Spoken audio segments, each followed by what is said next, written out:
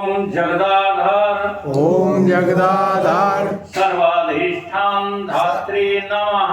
सर्वधिष्ठान धात्रे नमः। ओम जगदाधार ओम जगदाधार सर्वाधिष्ठान धात्रे नमः। सर्वाधिष्ठान धात्रे नमः। ओम जगदाधार ओम जगदाधार सर्वाधिष्ठान धात्रे नमः। सर्वाधिष्ठान धात्रे नमः। सच्चिदानंद भगवान की जय। सत्य सनातन धर्म की जय। सतगुरुदेव भगवान की जय। वेद उदित गुरु बिन लखे, लागे लवण समान। बादर गुरुमुख द्वार भये, अमृत ते अधिकान। किस संदर्भ में ये बात कही गई है? ये जो वेद है ना, ये सागर हैं, सागर। जैसे सागर के पानी को आप डायरेक्ट पान करते हैं तो आपकी अंतड़ियां घायल हो जाती हैं, कितना खारा जल है। और उसी जल को जब ये बादल सोख करके और फिर वर्षा के रूप में आपको देते हैं तो इस वर्षा से क्या होता है? आपके लिए अमृत समान फसल की प्राप्ति होती है। प्रक्रिया समझ में आई? तो ठीक इसी प्रकार से एक बात कही जाती है कि ज्यादा पढ़े तो घर से गए और कम पढ़े तो घर से गए। ये बाहर का डायलॉग है। अब यही बात अध्यात्म में घटती है। जिन लोगों ने वेदों को, शास्त्रों को घोंट लिया है, पढ़ पढ़ करके अपनी बुद्धि में भर लिया है, वो जानते हो क्या कहना प्रारंभ कर देते हैं? कहीं कुछ नहीं है, कहीं कुछ है ही नहीं, मनोरंजन है, टाइम पास है। ये कुछ नहीं, ये तुम्हारी बुद्धि की कलुषिता है, क्योंकि तुमने कभी गुरु के द्वारा वेद अध्ययन, शास्त्र अध्ययन, पुराण अध्ययन नहीं किया।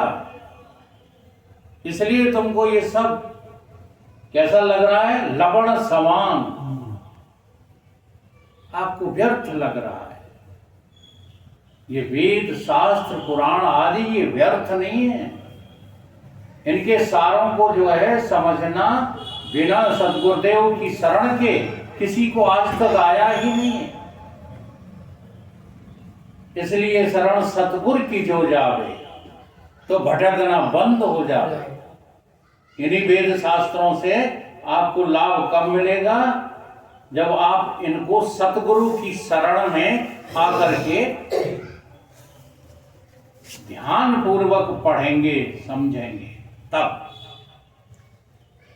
वही बात शास्त्र कहता है और वही बात तुम कहते हो, तो तुम्हारे द्वारा कही हुई बात कहीं और उद्देश्य को पकड़ रही है, जबकि शास्त्र का प्रयोजन ये नहीं है जो तुम समझ बैठे। ये कहां से पता चलता है? ये पहुंचे हुए संतों से पता चलता है। इसलिए जीवन में सतगुरु की परम आवश्यकता है। और सतगुरु के सानिध्य में जब आप अपने को पढ़ेंगे, आप अपना अध्ययन करेंगे वेद, शास्त्र और पुराणों के अनुसार, तो ये फिर बहुत महत्वपूर्ण जो है वस्तु है, जिसे हम क्या कहते हैं? सत्संग कहते हैं। सत्संग की बड़ी महिमा है। सत्संग का अर्थ केवल आदान प्रदान बातों का नहीं है, सत्य का संग। जब आप सत्य का संग करेंगे तो वो सत्य तत्व, जिसे तुम परमात्मा कहते हो, जिसे तुम अविनाशी कहते हो, वो कहीं और नहीं, वो तुम्हारे में ही अपना आपा ही जो है प्राप्त होगा। भगवान में तुम अपने को ढूंढना प्रारंभ करो। तुम कौन हो? ये उपनिषदों में, श्रुतियों में जिक्र आया है।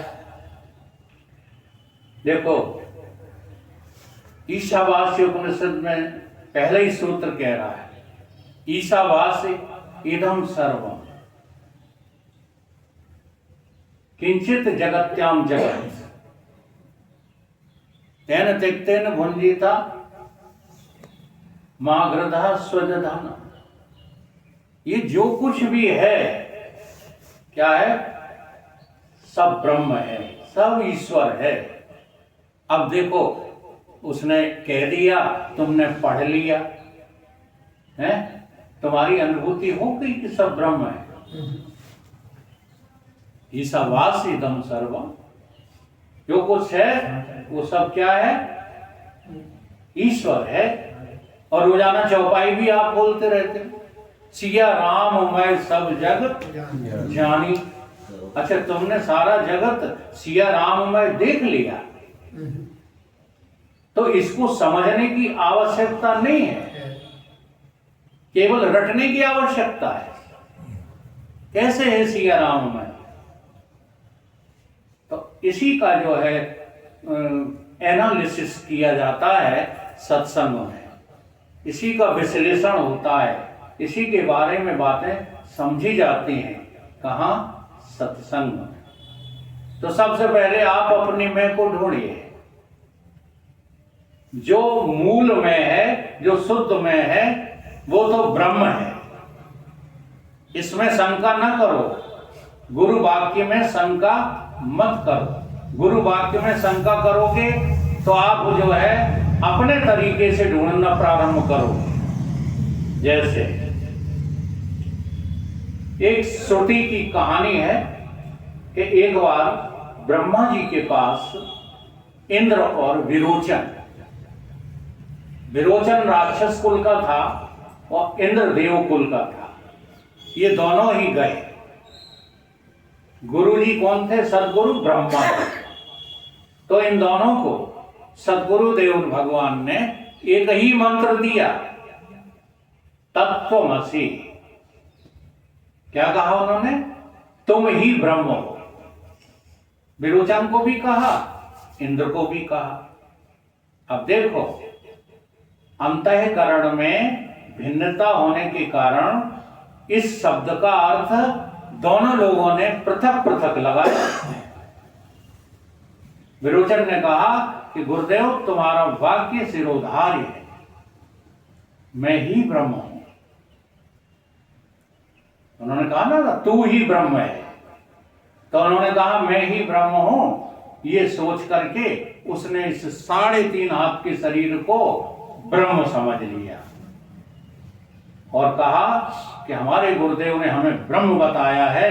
अब ब्रह्म के समान तो दुनिया में कोई होता नहीं है, इसलिए तुम मुझसे छोटे हो, मैं तुम्हें खा जाऊंगा, मैं तुम्हें रहने नहीं दूंगा। ये अर्थ देखो, अर्थ है। उसने ये अर्थ समझा और शरीर को ही ब्रह्म मान बैठा और सारे संसार में भोग विलास करने में लग गया, संसार का शोषण करने में लग गया। उसका नाम क्या है? विरोचन। और एक संप्रदाय खड़ा हो गया जिसका नाम विरोचन संप्रदाय रखा गया। अब हम कहते हैं कि विरोचन संप्रदाय कहीं मिलेगा, जरा ध्यान लगा कर देखो, तुम विरोचन नहीं हो। तुम देह को ब्रह्म मान रहे हो, ब्रह्म भी है और देह भी है। सुन सुन करके जो है पथरा भय, कौन सा है वो दोहा? भारत लिख लिख हो गई ईंट, तुलसी आत्म ज्ञान की तन को चढ़ी न छीट। सुन सुन करके बावरे हो गए, हम ब्रह्म हैं, हम ब्रह्म हैं। अरे कभी तुमने ये शंका की कि हम ब्रह्म कैसे हैं? गुरुदेव से पूछें चल करके कि हम ब्रह्म कैसे हैं? नहीं करते, बस मान लिया हमारे गुरु जी ने कहा है हम ब्रह्म हैं। तो ये विरोचन संप्रदाय दुनिया में खड़ा हुआ है।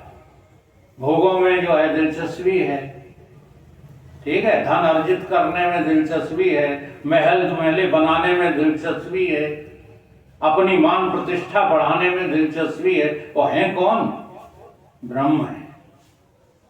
ये जो है वेद वाक्य नहीं है, ये श्रुतियों के वाक्य नहीं है। दूसरा इंद्र, उसने भी यही वाक्य सुना, तत्त्वमसि। तो इंद्र ने फिर क्या किया? थोड़े दिन सोचना प्रारंभ किया, और सोचते सोचते एक बात उसने सोची कि मैं तो देखो सारे भोगों को भोगता हूं, मेरे तो घर है, परिवार है, बच्चे हैं, और ब्रह्म में कुछ होता नहीं है, ऐसा शास्त्रों में लिखा है, मैं ब्रह्म कैसे हो सकता हूं? इतनी बात सोच करके पुनः कहां गया? गुरुदेव के पास गया। इंद्र कहता है, गुरुदेव मेरी समझ में ये बात नहीं आ रही कि मैं ब्रह्म कैसे हूं। तो क्या समझ में आ रही है? वो कहता, मेरी तो समझ में ये आ रही है कि मैं अभी 3.5 हाथ का शरीर हूं। मैं जरा इस मैं का चिंतन करना सीखो। मैं के आगे मैं खड़ी, मैं ही गई लुकाए। आगे की मैं जब हटाओगे तब सच्ची मैं दे दिखलाए। तो मैं तो करते हो, लेकिन मैं कहां तुमने अपनी स्थापित कर रखी है, ये नहीं देखोगे। लगता क्या है तुम्हें अपनी मैं में? तो इस प्रकार बारी बारी से इंद्र जो है शोधन करता गया, बारी बारी से अपने अंतःकरण की सफाई करता गया। और जब पूरा अंतःकरण शुद्ध हो गया, जब अंतःकरण में कोई मेरा तेरा नहीं रहा, कोई जब उसके अंतःकरण में संसार लेश मात्र भी नहीं रहा, तब उसने कहा, ओ अब मैं कौन हूं? Who am I? अब गुरुदेव से पूछने चल करके तो पुनः फिर गुरुदेव के पास गया, कहने लगा, गुरुदेव जितना हम मैं करते थे, वो मैं तो सब नाशवान निकली, सारी मैं मेरी नष्ट हो गई। अब हम वहां आकर खड़े हो गए हैं जहां मुझे पता ही नहीं लग रहा कि मैं कौन हूं। इसको कहते हैं अज्ञान को स्वीकार करना। और जब तक आप अज्ञान को स्वीकार नहीं कर रहे हैं, तब तक इसी संसार के अभिमानी बने घूम रहे हो, तब तक ब्रह्म ब्रह्म कुछ नहीं हो, तब तक ईश्वर ईश्वर का कुछ पता नहीं है। माया ईसन आपको जान कहो सो जीव। आप जो है जीव भी नहीं हो, आप तो देह बने घूम रहे हो, देह अभिमान में घूम रहे हो, और इसी को मैं करते रहते हो। ये 3.5 हाथ की मैं को काटना, जी हाँ, पहला दरवाजा तोड़ना सबसे अधिक कठिन है। सारी साधनाएं इसी देह को मैं इनकार करने के लिए करवाई जाती हैं। उन साधनाओं का नाम है कर्म उपासना। आप कर्म क्यों करते हो? कर्म की फल की प्राप्ति के लिए। अगर कर्म की फल की प्राप्ति के लिए आपने कर्म किए हैं, तो आपको भविष्य में या वर्तमान में दुख ही मिलेगा, क्योंकि ये संसार कर्म फल के रूप में दुखालय है। यहां किसी ने भी आज तक अगर सुख जो है प्राप्त किया हो तो बता दे। सिकंदर आदि से ज्यादा दुनिया पर विजय प्राप्त कर चुका था। जब उसको बीमारी हो गई तो उसने सोचना प्रारंभ किया, और सोचते सोचते एक फकीर के द्वारा वो इस निष्कर्ष पर पहुंचा कि सिकंदर ने तो आज तक कुछ कर ही नहीं पाया।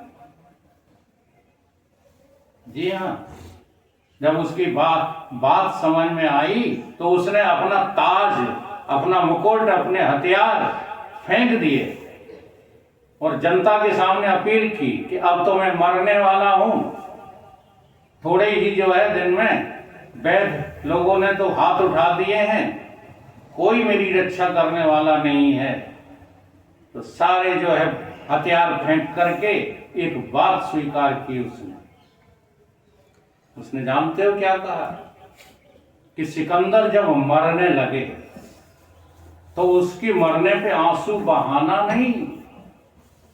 देखो दुनिया को जीतने वाला बादशाह जो कहता था कि दुनिया मेरी मुट्ठी में है, आज आंसू बहा रहा है।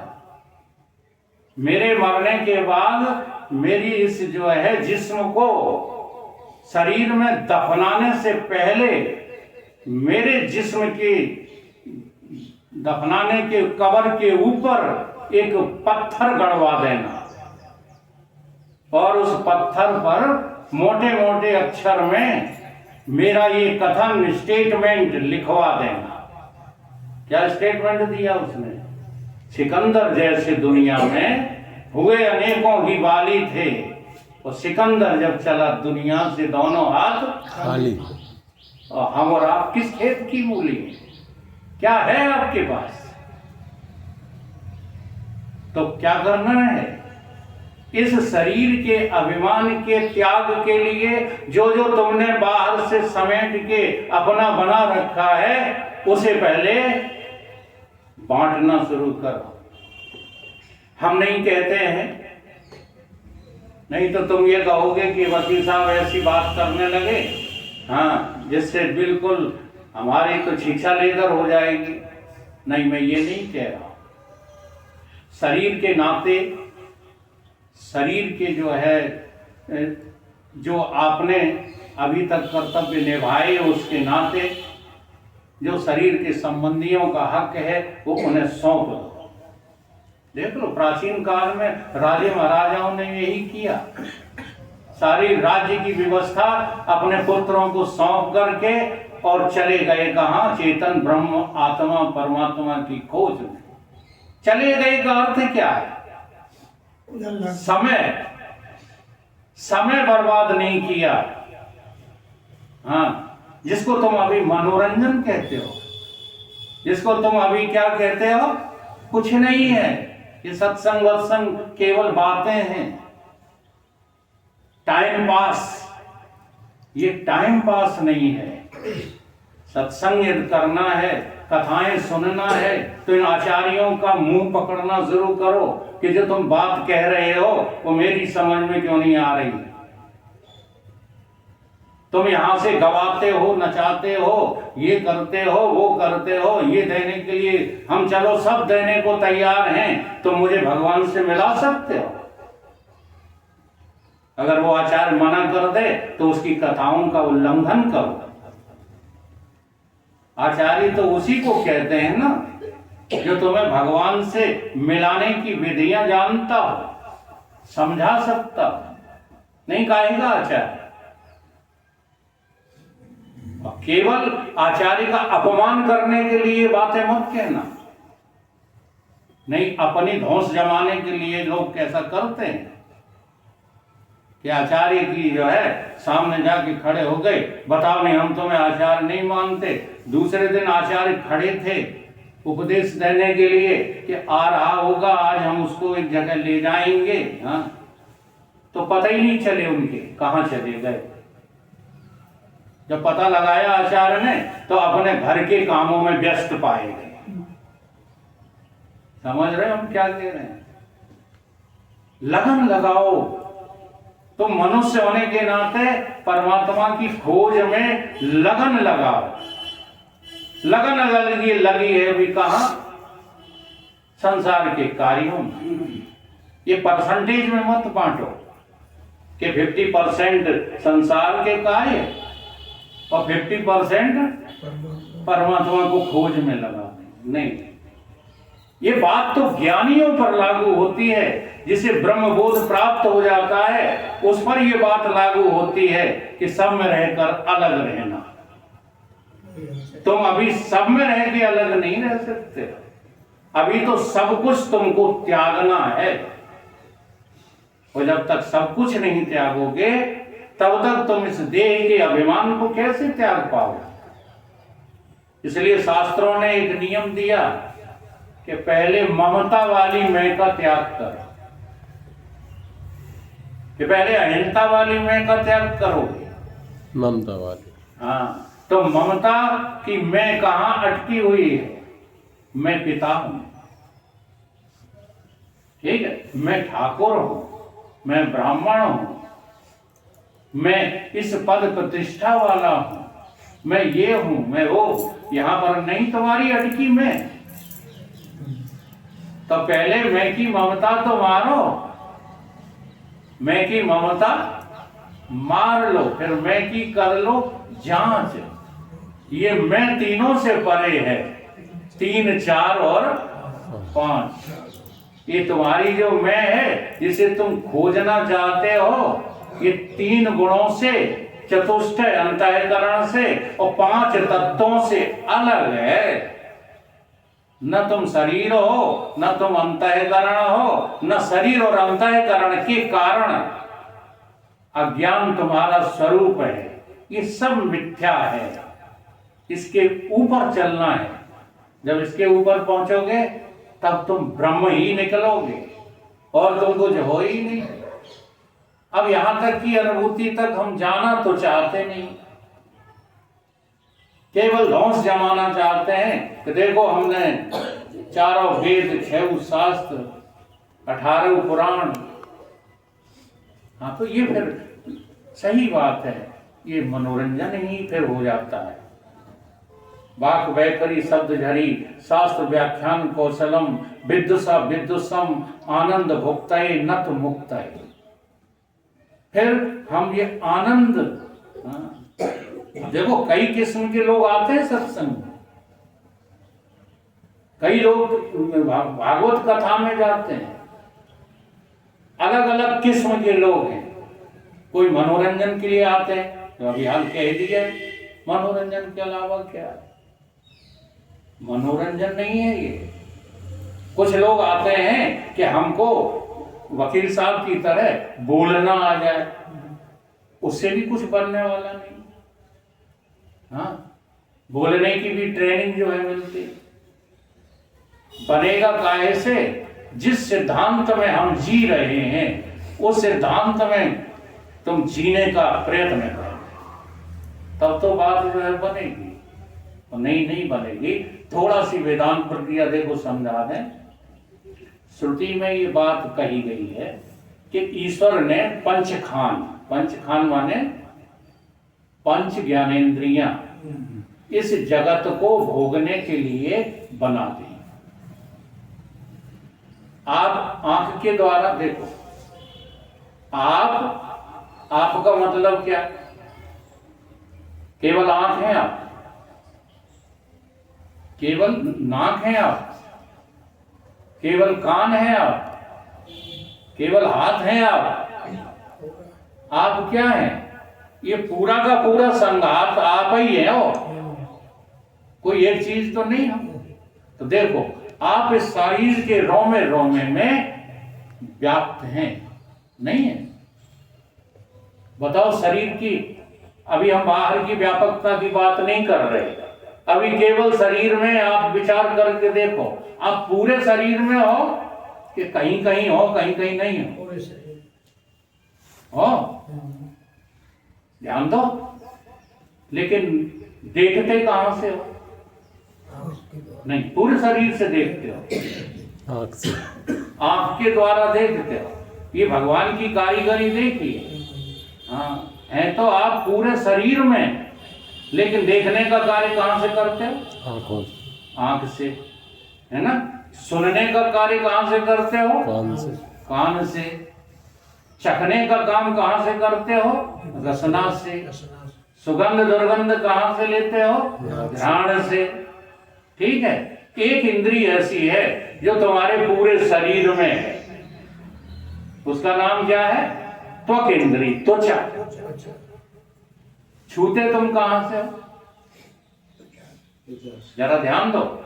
आप कहोगे हाथ फैला के कि लो मैंने आपको छू लिया। हाथ छू रहा है, ये कठोरता और मृदुता का अनुभव। त्वचा से ही जाएगा। किस इंद्री को हो रहा है? त्वचा को।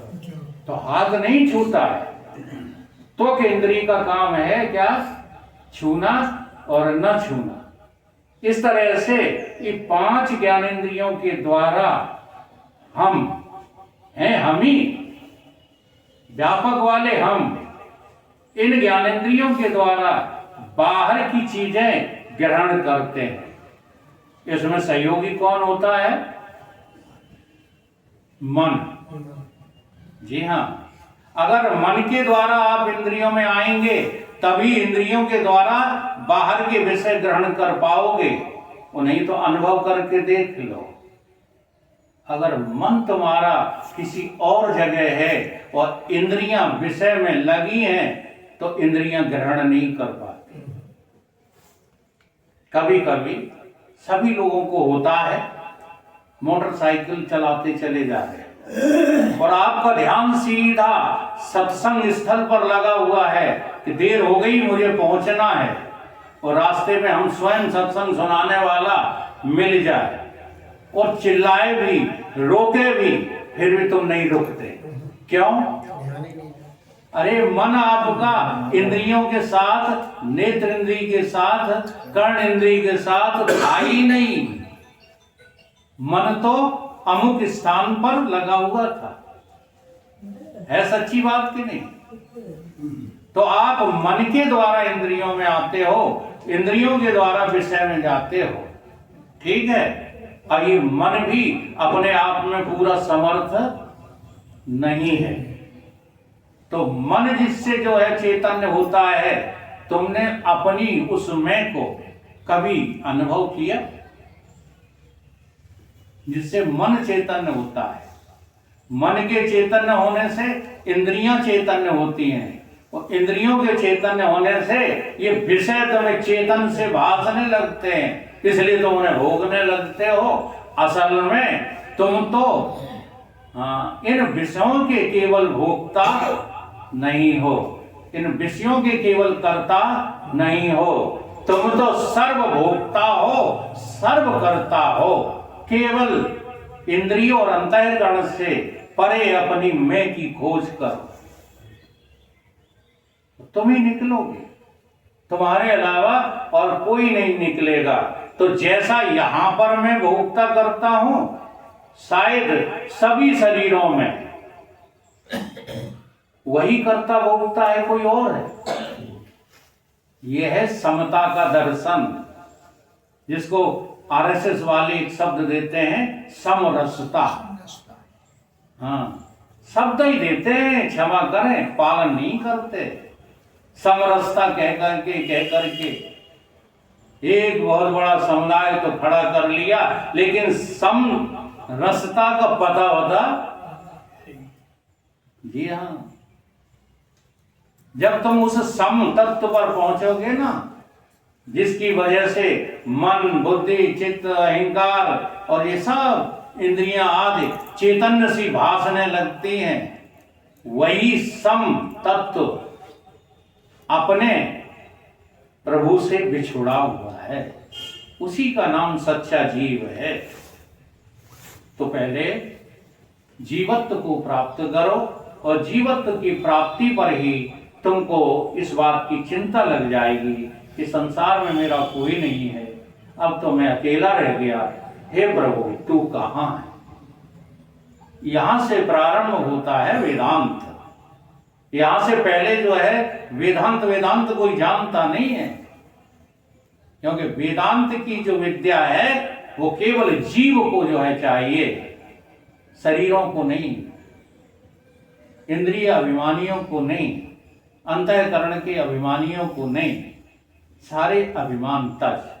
तो एक मोटी सी बात लोग कहते हैं, उसको ध्यान रखो। क्या कहते हैं? अब प्रभु कृपा करो ये भांति सब तज भजन करो दिन। ये कोई अतिशयोक्ति नहीं है, ये केवल बातें नहीं है। तुम्हें अभी अपनी चिंता ही नहीं है, इसलिए तुम संसार की तरफ भागते रहते हो। संसार से भागना तभी छूटेगा जब तुम इतना जो है यत्न करके समझने की कोशिश करो। न तुम्हारी देह है, न तुम्हारी इंद्रियां हैं, न तुम्हारा मन है, ये सब किराए का मिला है। हाँ, अब किराया जो है चुका दो, नहीं तो पछताना पड़ेगा। अंत तो गत्वा, अगर तुमने इसका किराया चुका दिया तो सच मानिए सतगुरुदेव भगवान तुम्हारे ऊपर कृपा करेंगे और तुम्हें अपने स्वरूप की प्राप्ति होगी। बोलिए सतगुरुदेव भगवान की जय।